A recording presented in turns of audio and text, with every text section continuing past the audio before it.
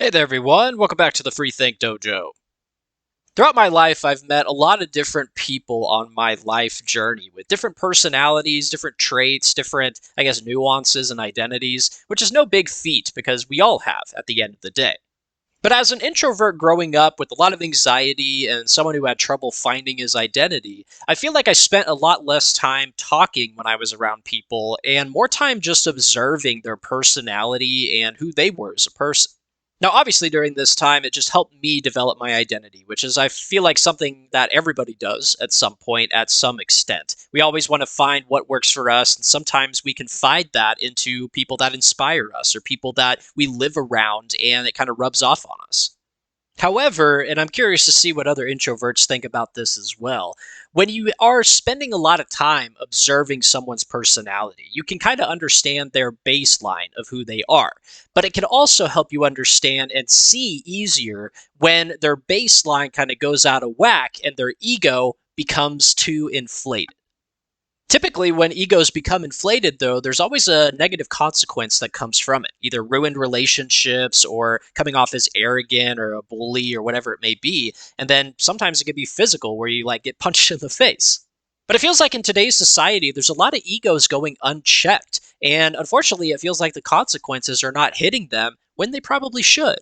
Now, you can take this and probably apply it to a lot of different people in politics, in your daily life, relationships, celebrities. It's very easy to say that people have an ego because, well, we all do. As human beings, it's a duty of ours, though, to check ourselves and to balance ourselves within. You don't want to become arrogant or selfish or have this jaded idea of reality where it can hurt others around you. That's how you keep relationships strong. That's how you keep jobs these days. But I think it's also, something that determines how you just interact with the world around you. As kids, we were always taught things like sharing is caring or treat others like you would want to be treated. Those little nuances and lessons were things that kept us in check. If you were an asshole to somebody else, you would basically say, well, I don't want somebody to be an asshole to me, so maybe I shouldn't be one to someone else, right? That's how we develop that empathy at a young age. But it seems like with today, we have social media and this excessive need for approval of others. And I think that is something that can definitely affect where we are today. It's no secret, obviously, that a lot of people have low self esteems and low confidence. So having this external approval through social media posts or, whatever you do to, be in front of others is going to help us, bring us back up to the stable point.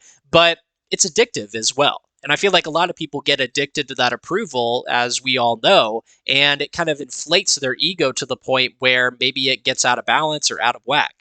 But unfortunately, as we see with people in power, you can't afford to have that. When you have empathy go out the door and you have this inflated ego taking over your reality, you start to hurt others. You start to live in your own little world. And sometimes that's not going to be beneficial to people that maybe need the benefit. The most frustrating part about all of this for me, though, is the consequences part. I feel like people are not getting checked anymore like they used to.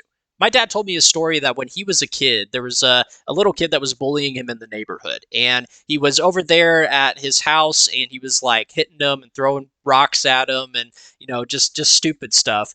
And so my dad goes home and talks to my grandma, my grandpa, and his parents at the time. And they told him to go back and just punch him in the face. So guess what? That's what my dad did. From there, the kid did not bother him anymore. They still hung out and did stuff, but it kind of put him back in his place. Now, obviously, I don't condone of violence or say, everybody needs to get into a fight, but sometimes that's the things that need to happen. People need to have that check to their ego. And sometimes it could be something as, telling somebody straight up that they're being an ass or they're ruining a relationship and kind of bringing them back to reality. If you've been in a relationship with a partner and you may have done something that hurt them and you didn't think it would have, it's sometimes those situations where your partner will come up to you and say, hey, what you did hurt my feelings and it, messed me up. And that's where it kind of brings you back to reality and makes you understand that, oh shit, I didn't mean to hurt them, but I did. So now I know for next time not to do it again. I don't know, guys. I feel like that's basic empathy. It might just be my opinion, but I feel like when you hurt somebody, your first instinct should be, "Oh shit, I'm sorry. I did not mean to hurt you. I'll do better next time and move forward in a positive direction." right? I feel like moving forward with that ego brought back down to kind of equilibrium, it can help sustain relationships. And I know that doesn't work for everybody. There's some people that don't care what you say to them, and their ego's so boosted that like their self confidence has become overflowed and all that. But that can sometimes be where physical checks do happen. Now, I'll definitely get candid with you. I'm not afraid to tell you stories about when my ego gets inflated. I'm not going to sit here and say and make this video about other people's egos because I also have had ego situations where I had to get checked. When I first started martial arts and got to the boxing rings for the first time, I was, feeling very cocky. I felt like that I had everything figured out and, I had a couple of good sparring sessions and I was like, you know what? I'm going to take on a bigger, faster guy and I'm still, going to go in there with the self-confidence and cockiness that I had before. Now you can probably tell where this went, but I was in there dancing around, and this guy came up and knocked me on my ass multiple times. He didn't have to say anything to me. He didn't have to come up and say, hey, your ego and your cockiness was getting a little too much, so I had to knock you down, right? Not at all. All it took was for him to say through his actions that I was going unchecked. And ever since then, it was a very eye opening experience to give myself constant reminders of, hey, don't go in there dancing around and making fun of your opponent. Have respect for them, go in there and have a good training session.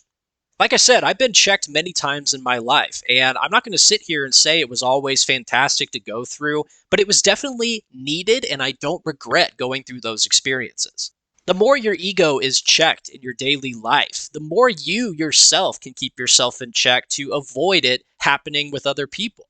There's a lot of times where I look at something beforehand and say, if I do this to somebody or if I go in there acting like this, it's going to give a certain reaction that maybe I don't want. So it helps me preemptively prepare for situations going into it, basically saying, don't be a jerk. Don't, go in there parading your confidence around and be humble. I can't tell you how many relationships have been saved from me just preemptively preparing. And I feel like that's where a lot of people don't really have that skill or realize it. And I'm not anybody special, guys. I'm not anybody that's, a self talker or got life figured out. I struggle every single day trying to figure out, what's the best step forward with this situation? How do I go about this? But the biggest thing that I like to pride myself on, but also be humble about, is that I'm aware of it. Once we become unaware of our personalities and who we are, that's where things can get dangerous. When we start to neglect how we treat others and how we act around others, I feel like it is something that is easily controllable, but also easily able to get out of our control. Now, hey, maybe you like to be superior. Maybe you like to have a lot of self confidence, and that's great. Go for it. But I think what's important is if there are criticisms that are being brought to you, maybe you are hurting others and you don't want to accept it. That's where the problem lies. You can have self confidence, you can have an ego, as we all do, like I said before. But when it becomes to a point where you're hurting others around you and losing relationships, maybe it's a time to take a step back and evaluate. Now, I wish I could tell you that all this will go away and never be a problem, but as we all know, it's been a problem throughout history. Inflated egos and people that are striving to hurt others for power or just not really aware that they're even doing it, which is honestly scarier. It's just been something that has always happened. And unfortunately, it'll probably get a little worse. Obviously, social media giving us the need for this external approval, which pushes us in these false realities with false confidence. It's going to be something that I think just attracts people. It's like a drug at the end of the day. But if you are somebody that maybe is struggling with somebody who has an ego, or maybe you have an ego yourself, the most important thing is just becoming aware of it. And then from there, kind of taking the most probable next step, whether it's sitting down and talking about it and kind of putting your criticisms out there, even if you don't think they'll be accepted. But also, if, you got to give people a couple slaps across the face, I don't condone violence, of course, but you got to do what you got to do sometimes. To end this little ramble, I kind of want to leave you guys with a quote that I'm sure we all have heard before, but from Mike Tyson himself: everybody has a plan until they get punched in the face. Once again, everyone, I appreciate all of you for sticking around in the Free Think Dojo with me today. Remember to subscribe to the channel for more content like this. Like the video, comment down anything below in terms of ideas or comments from this video. Also, share it with your friends so we can grow the dojo and build this community. And I'll talk to you guys next time.